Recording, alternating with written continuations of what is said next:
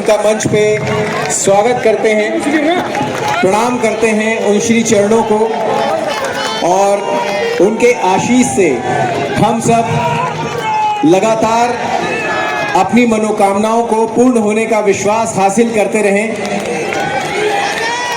ये मनोयोग उनके आशीष से हमें मिले। आपके उत्साह को भी हम प्रणाम करते हैं। जिस तरीके से में तो अब हम कहेंगे तो कई लोगों को आग लगी। आपने कहा कि रायपुर में गर्मी है, तो स्वाभाविक रूप से जो है विचारों की गर्मी भी होनी चाहिए।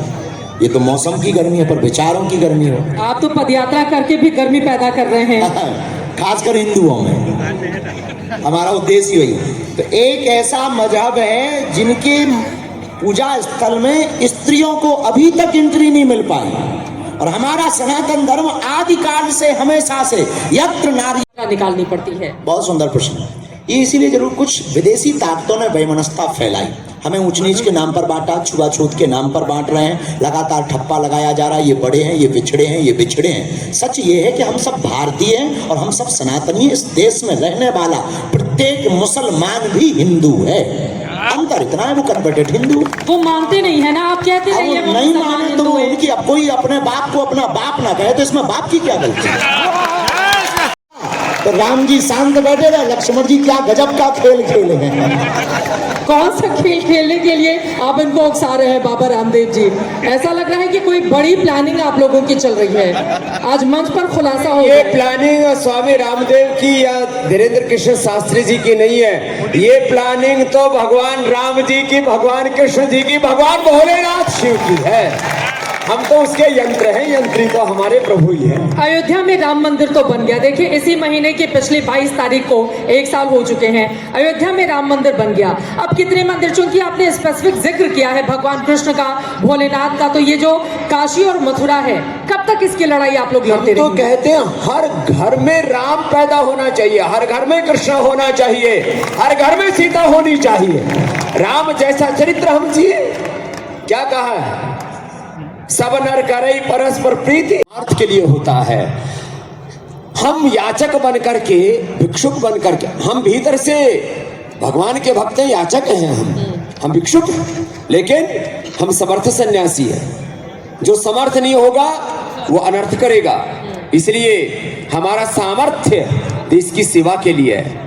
यहाँ पर हिमालय वाले एक मुसलमान हैं, उनकी भी एक कंपनी है। हमदर्द वाले, उनका रूह अफ़ज़ा हम लोग जो है अपने सोमवार मंगलवार के व्रत में भी कई बार दूध में घोल करके पी लेते हैं, तो शिव जी हनुमान जी नाराज हो जाते हैं। तो ये बढ़िया जो हम रूह अफ़ज़ा में और साफी में और हमदर्द के बादाम रोगन से जो पैसा देते हैं, लिव 52 खाते हैं हिमालय की, उससे वो लोग मस्जिद और मदरसे बनवाते हैं।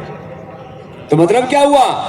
लेकिन पतंजलि में कोई पैसा आता, उससे गुरुकुल बनता, उससे आचार्य कुलम बनता, उससे गौ माता की सेवा होती है, भारत माता की सेवा। क्या ये बांटने वाली बात आप नहीं कर रहे हैं? आप बात नाम लेकर बता रहे हैं कि इनका जो प्रोडक्ट है उससे मंदिर और मस्जिद बनाया जाता है पैसा आ जाने के बाद। हाँ, मदरसे और मस्जिद बनते हैं ना, उसमें कोई झूठ थोड़ी ना है। हमदर्द में तो 99% वर्कर भी मुसलमान रखते हैं, हिंदू को तो प्रवेश में नहीं करने देते। वो तो कुछ प्रोफेशनल्स 2-4 रखने पड़ते हैं कंपनी चलाने के लिए। हम तो सबका स्वागत करते हैं। रही बात भारत के सामर्थ्य की, सुनो भाई, एक छत्तीसगढ़ और सारे देश को मैं एक बात बताना चाहता हूँ। ये भास्कर वालों ने हमको बुलाया तो है, हम जो बोल रहे हैं इसको पूरे देश में छापना। क्या कह रहा हूं जरा सुनो। हम कहते हैं भारत सोने की चिड़िया था, अब तो यूके की एक बहुत बड़ी संस्था है, उसका नाम है ऑक्सफैम।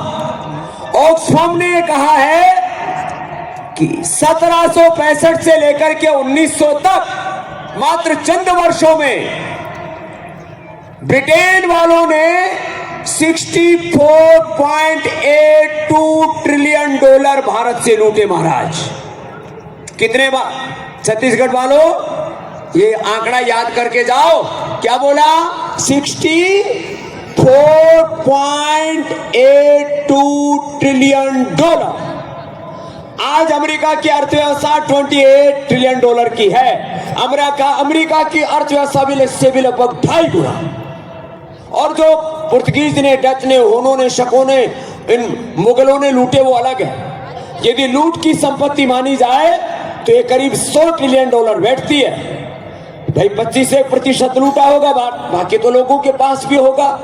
तो आज से 200, 250, 300, 400 साल पहले भारत की अर्थव्यवस्था $5 ट्रिलियन की थी। जोरदार ताली बजाओ, ये है भारत का सामर्थ्य।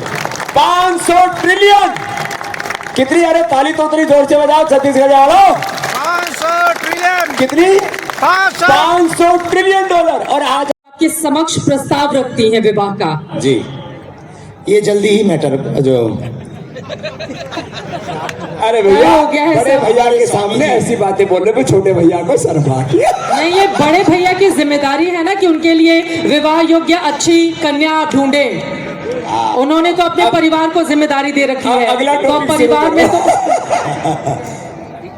इसका निर्णय हमारे स्वामी जी ही करेंगे। और स्वामी जी अभी इस बारे में कुछ बोलेंगे नहीं।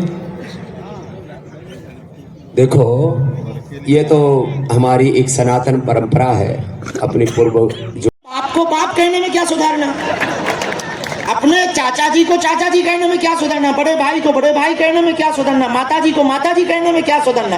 सनातन में जन्म हुआ, इसी में मरेंगे, इसी के लिए जन्म लिया है। तो अब हम काहे को सुधर जावे? सुधरे वो जिन्हें भारत से प्यार नहीं, जिन्हें वंदे मातरम बोलने से दिक्कत है, जिन्हें जय हिंदुत्व बोलने से दिक्कत है, जिन्हें भारत माता की जय बोलने से दिक्कत है, जिन्हें राष्ट्रगान से दिक्कत है, जो अपने मदरसों में राष्ट्रगान नहीं लागू करवा पा रहे हैं, वो देश प्रेम कैसे जगा पाएंगे? इसलिए हम फिर कहेंगे, भारतीय शिक्षा बोर्ड का जो गठन हुआ अद्भुत हुआ, और AI के बाद HI की जरूरत है। मंदिर और मस्जिद में राष्ट्रगान गाया जाए, ये भी विचार आपके प्रकट हो रहे हैं, ऐसा है पहला क्या? बोला है, बिल्कुल बोला है, क्या गलत? देश, धर्म और देश दोनों ही दिल में होने चाहिए। और देश प्रेम अगर नहीं है, जिस देश की तुम मिट्टी में रहते हो, जिस देश की हवा खाते हो, जिस देश का पानी पीते हो, और गाओगे पाकिस्तान का, गजब का लॉजिक है। जय फिलिस्तीन के नारे लगाओगे और तुम संसद में बैठोगे भारत की, ठटरी भरनी चाहिए इनकी। तो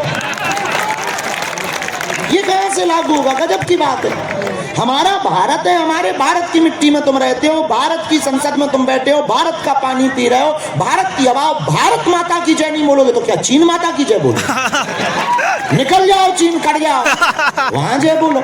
यहाँ तो रहोगे तो राष्ट्रगान क्यों नहीं होना चाहिए? हमें बताइए, आपको देश से प्रेम है?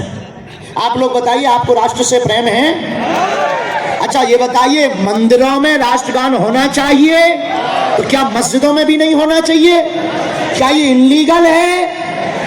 हम नहीं कह रहे, ये जनता कह रही है। लेकिन ये तो पूजा पद्धति वाली जगह है ना, जहाँ पर लोग आस्थावान होकर पूजा करने जाते हैं, वहां पर ये कैसे संभव? नहीं, ये थोड़ा इसमें सुधार करो चित्रा जी। हाँ। जहाँ पूजा पाठ होगा वहाँ पाकिस्तान जिंदाबाद होगा?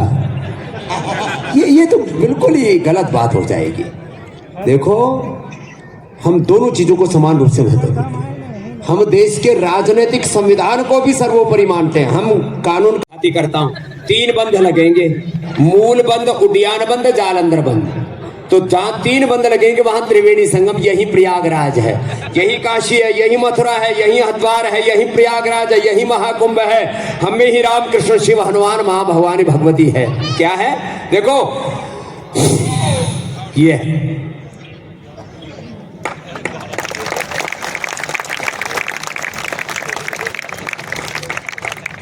अब इसमें मंथन होगा और अमृत निकलेगा, तभी तो महापर्व महाकुंभ होगा।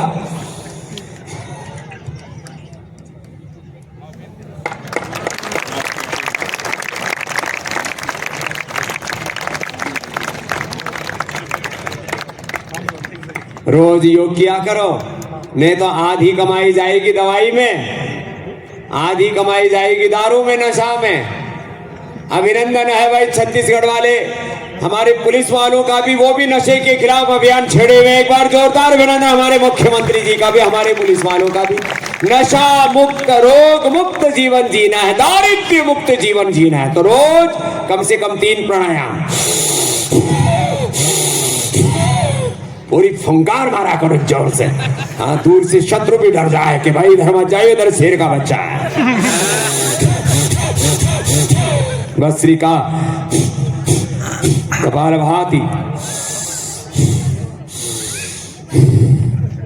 अनुलोम विलोम, और यदि हो सके तो महाराज ये आसन इधर नीचे टेको, इस पर हम आसन लगाएं।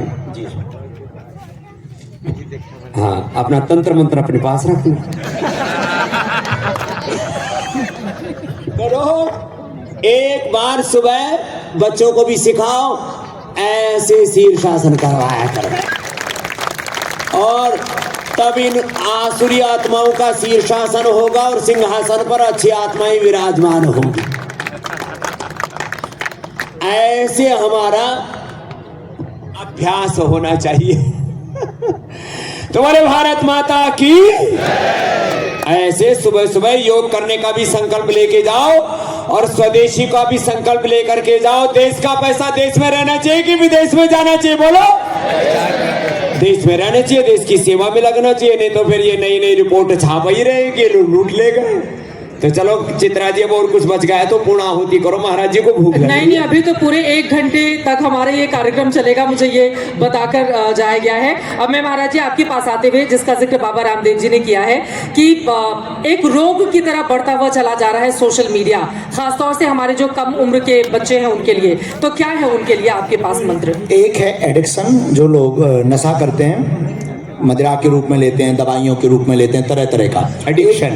ये भी एक एडिक्शन हो गया। हाँ, अब ये मीडिया का हो गया, ये भी इतना घातक हो गया कि लगभग आज के युवान बच्चे, ये छोटे छोटे बच्चे